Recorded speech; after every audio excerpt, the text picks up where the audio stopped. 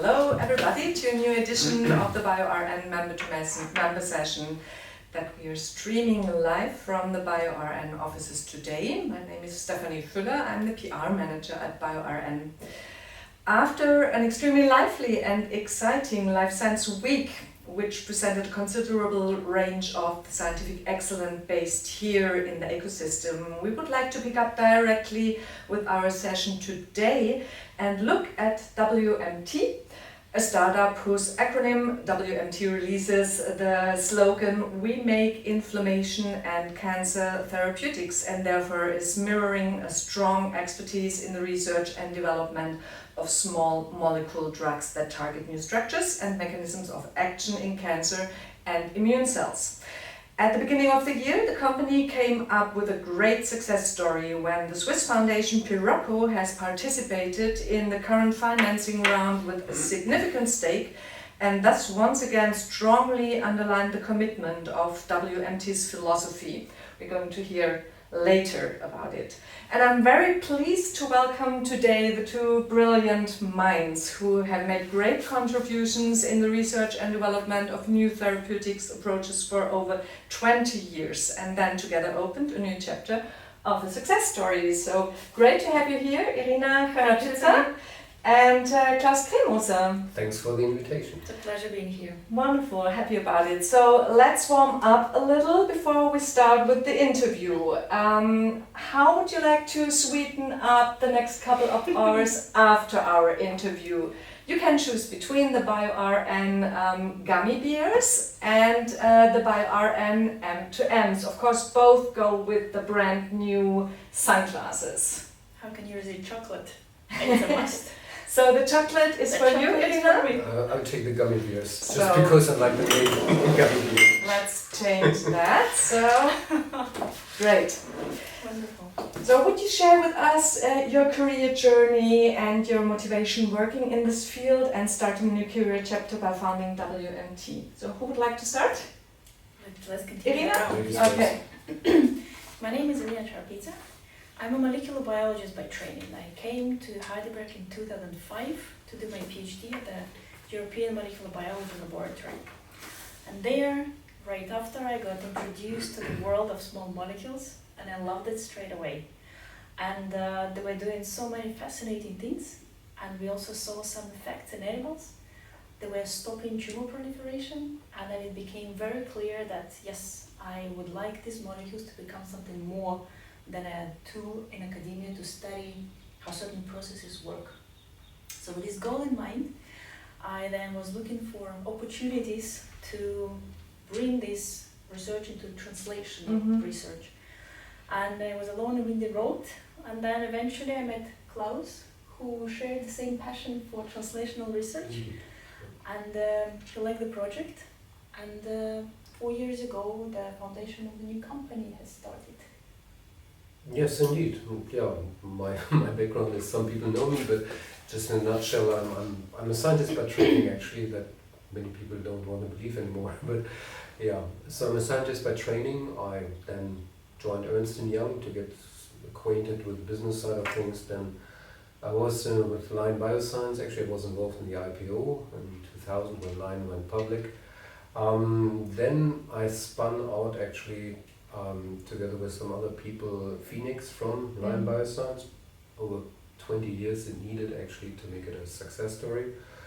And then 2020, based in Phoenix, we have sold all of the assets, and I wanted to start something new.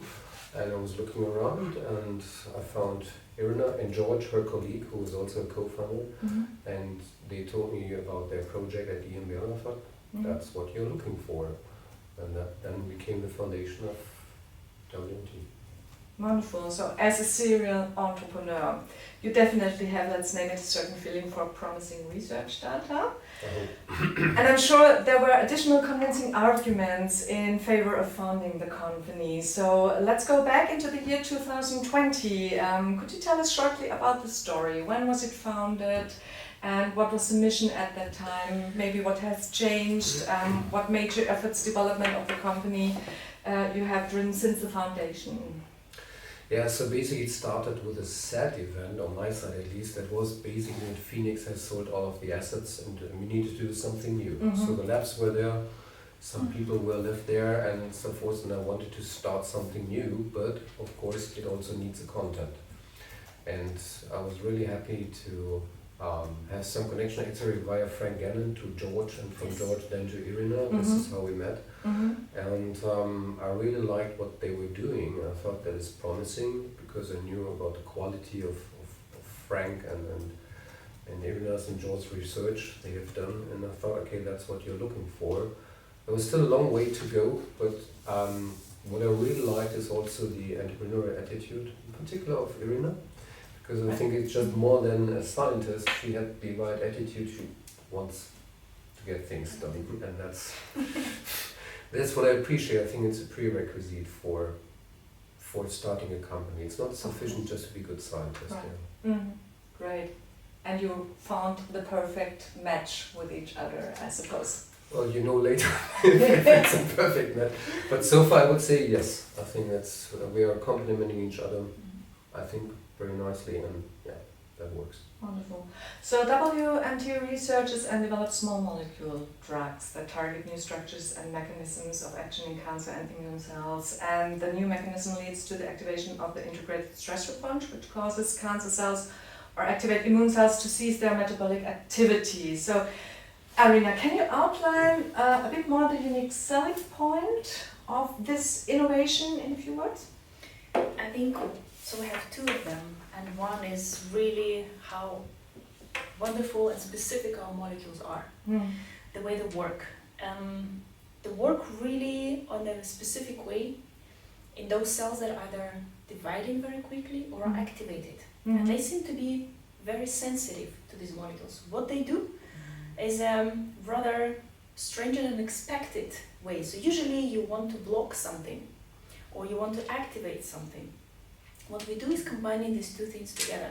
So on one hand, we make these cells think that, okay, I have to be more activated now, and we activated them, giving them as a program to get activated, and then we come with what we call a translational block. They're not able to fulfill what the instructions that they just got.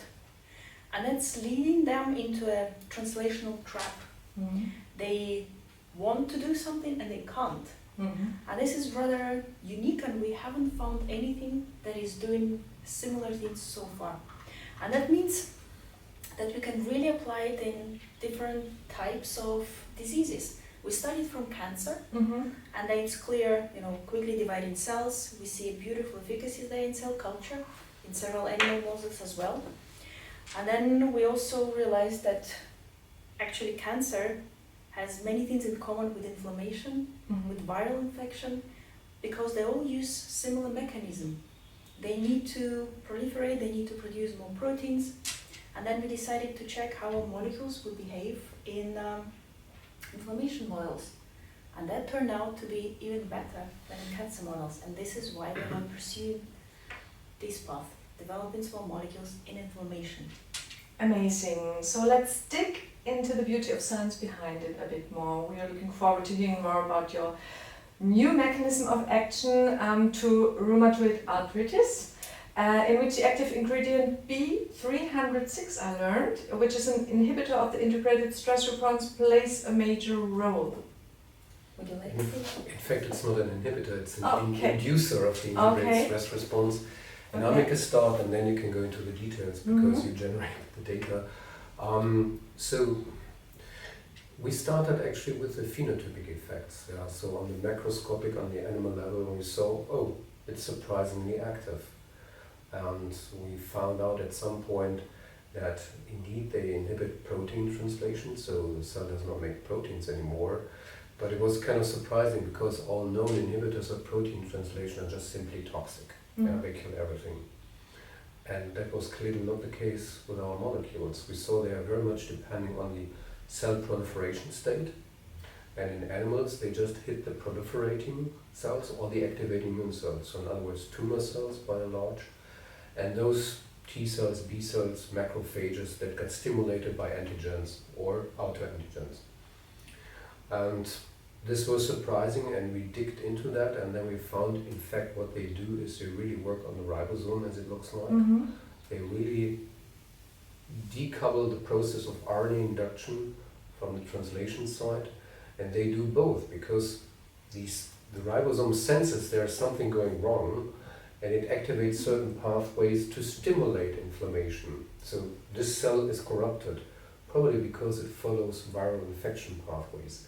And then you see actually there are alert signals, immune cells react to it, and they induce inflammatory cytokines, and that cannot be put into practice because we block protein translation at higher concentration. So this contradiction, you want to go ahead, but you can't because we pull the brake. That is a conflicting situation, particularly for proliferating and activating immune cells, and this is how it works very effectively. Wow. Great.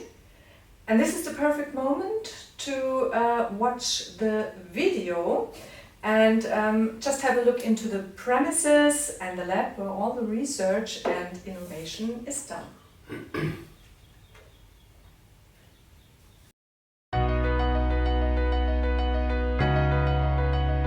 So I'm pretty sure that each one of us knows a person who suffers from rheumatoid arthritis.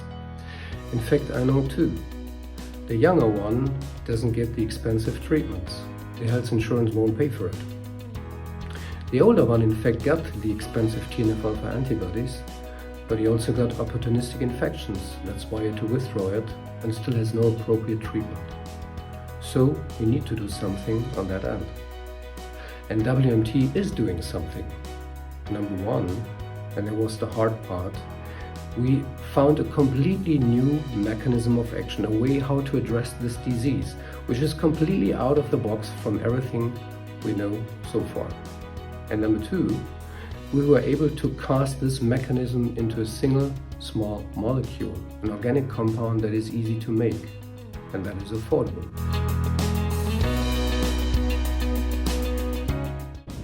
And let me explain how these molecules work. In an array-inflamed joint, you have many corrupt immune cells that produce huge amounts of pro-inflammatory cytokines, protein factors that cause and maintain inflammation. These highly activated immune cells basically work like factories. There is an engine and small spinning wheel that makes mRNA for these cytokines, and a protein production factory connected to the small wheel and producing the pro-inflammatory cytokines. Our drug penetrates the immune cells and increases the speed of the fast spinning wheel. At the same time, it breaks the translation-transmission grip and induces a complete breakdown of the cytokine factors and even more, a death of the pro-inflammatory immune cell. And this is very selective for the activated immune cells that cause inflammation, not for the others. They can still control infections, for example. So we put all our efforts into this new principle. Instead of just blocking inflammation response, we actually even stimulate more inflammation and then push these overactivated cells into the translational trap. This principle, actually invented by nature and the example of mycolacton, we have now copied in a rather simple molecule, easy to make by synthetic chemistry and thus very affordable. And we own the patents on these molecules and the underlying principle. And here is another point where WMT differs from most other pharma or biotech companies. The 5.5 million euros that we invested over the past 4 years into our research, we have raised from private people, from professors who knew about our research, from private individuals where someone has rheumatoid arthritis, and also from friends and family.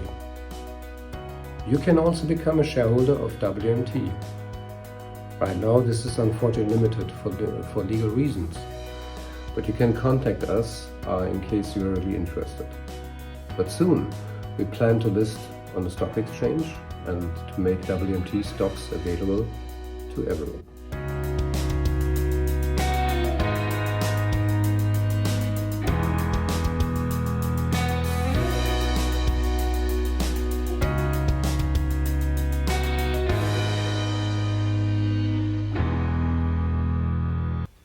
Well, Elena and Klaus, thank you very much for sharing these insights in which you both describe not only the research but also your mission.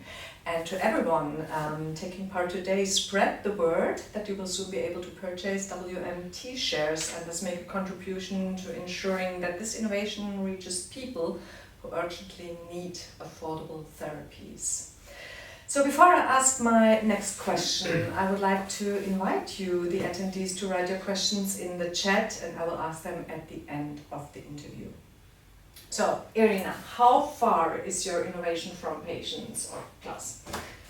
That's a very good question. So theoretically, we have all the data that we need. Mm-hmm.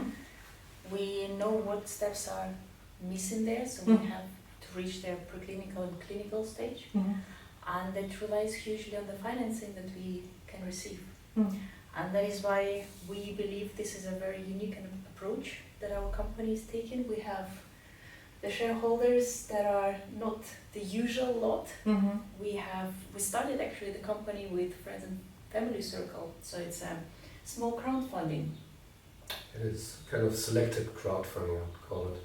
But different from regular crowdfunding, I mean, you can go to these platforms such as Seedmatch or so, where you can publicly bid for becoming a part of it. The key difference is that mostly then you cannot acquire a real equity stake, but you just get a loan on that company. Mm-hmm. The company promises to pay back. In our case, people really become shareholders of the company, so real Aktionäre in German, and that really makes a difference. I would say, I mean, we are not religious about that. In the end, we just need money for the development. Mm-hmm. Because our main goal is not to go for a certain path, but our main goal is to take this drug into the clinic, to develop it and help the patients. If we get the money from VCs, perfectly fine. If they don't invest into us, and they have a difficulty investing into us so far because we didn't understand the mechanism of action up to now in all detail. I think we are now very close to it, really, and finding it at a molecular level. So we see what happens. So either way, either we acquire classical venture funding, and or if not, we are also happy to broaden this experience with the shareholders, and at some point offer it publicly, because for legal reasons you can only offer a certain convertible loan or a stock to a limited set of people. Yeah? Unless you're listed on a stock exchange. So if we have to go that route, I'm also happy on that, because so far we have already 55 shareholders. Oh. And so if we added 1 or 2 zeros behind, then we are there what we need to fund our clinical development. Okay. So with the aim of attracting investors, of course, you have also brought your mission of affordable therapies for underserved communities into play. Do you see the investment landscape in the life sciences taking a closer look at impact-driven projects, or perhaps even reacting more openly? What would you say? Yeah, I hope it's okay if I answer that. I think the point is, there are life science investors, typically VCs or similar investors, and they just take a look at the science, what is the fashion currently, what can be sold to pharma, what is paid for, so to say, in the official way. And this is not the same as what really the patients need, or what would be affordable. To give an example, in cancer for the past years, what was fashion was bispecific antibodies, CAR-Ts, ADCs, everything the like. And none of these therapies comes beyond 100,000 euros per patient. The small molecules that we develop can be sold for 10, 20,000 and still have a margin of 80-90%. Big Pharma wants these advanced therapies because the more you sell in absolute terms, the higher the return, even if the relative margin is lower. But the worst thing that could happen to our healthcare system would be that all these therapies really get approved in cancer. Maybe good for the patients, but in fact not, because no one, even not the richest countries, will be able to pay for that. And for that reason, I think small molecules are revived, and this is why we bet on small molecules, because in the end, we want to develop a drug that goes to all patients, that people can afford. And if Big Pharma won't pay for it, we have to do it ourselves. Because the main goal for us is to develop affordable therapy. The way to it we choose what comes. What But comes? the goal We're stays. agnostic to that. Because indeed we want to make it affordable for anyone. Mm. And it's also, one can say it's questionable if it's morally okay to develop expensive therapies. Mm.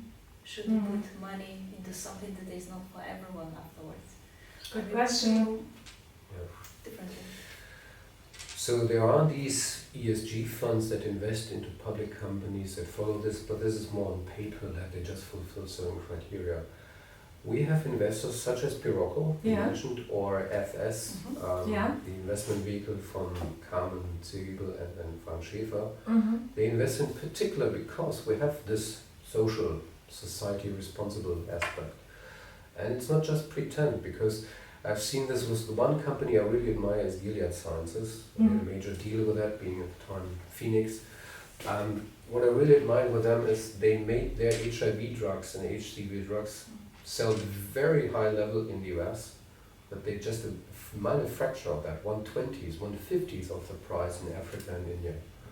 And if you can do that, to tailor it, so to say, to the healthcare system, what it can afford, that's great. Mm-hmm. And I think it's impossible to do this with a CAR T because you cannot go beyond a certain cost of It just costs. Yeah, just expensive. And we have one question from Lucia that fits perfectly at this stage. This asks, in which therapeutic area are you planning to develop your first lead candidate? That would be the rheumatoid arthritis. That's where we have Mm-hmm. the most exciting data at the moment. Mhm. We have several animal studies where we see a beautiful data where our compound is more efficacious than the standard of care at the moment. Mm-hmm. And that gives us big promise that it will behave as beautifully in humans as well as in animals. Mm-hmm. But of course we want to expand afterwards because there is much more unmet medical need. Mm-hmm. There will be lots of sterile inflammations. Mm-hmm. There will be lupus. So Mm-hmm. all these cells all these diseases that are called by hyperactivated cells, that's where we feel we can provide the best benefit. Okay, thank you. I'm sure there are going to be a bit more some more questions, but I have one for you, Klaus.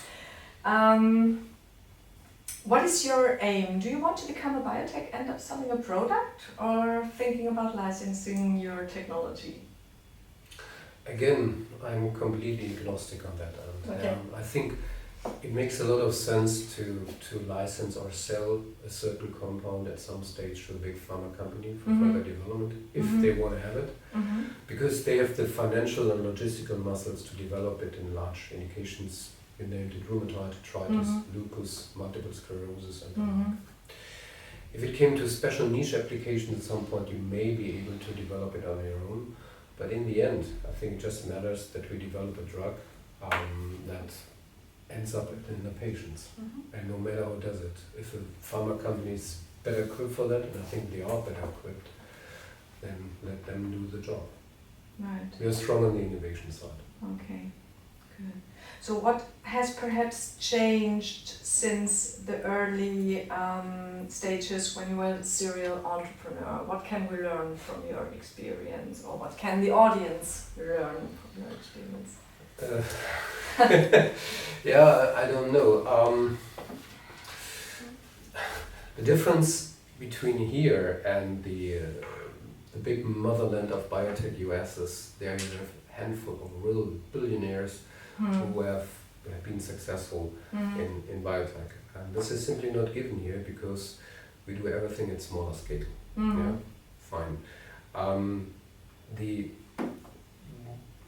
What I really like in this job is you do so many different things. You do things together with interesting people. You do interesting science, but still you have to be awake of the financial side, on the business side, when you close a deal.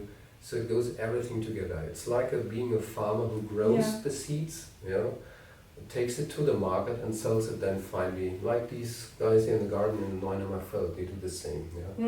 And I think we feel a bit like that, and that is fun. That is And fun. of course we are dependent on the weather.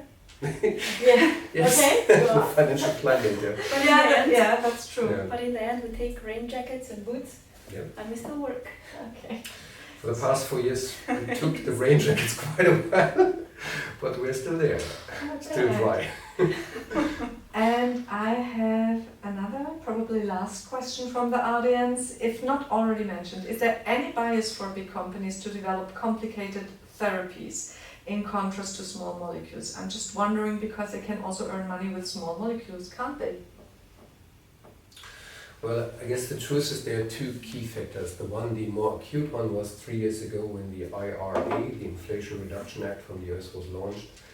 That basically granted exclusivity for small molecules only for 9 years reimbursement and for advanced therapies, biologicals, for 13 years. There was a discrimination against small molecules, which was insane because they should have had an interest to have affordable medicines. And it was rather the opposite. But I think the point why the industry loves the expensive ones is basically they never go generic. Yeah? Even Humira, the TNF-alpha antibody in rheumatoid arthritis, sells more these days than when the patent lapsed in 2018, I think it was. So that shows that the price when a drug, a biological drug gets generic, drops by 40-30%. For a small molecule, it drops by 95%.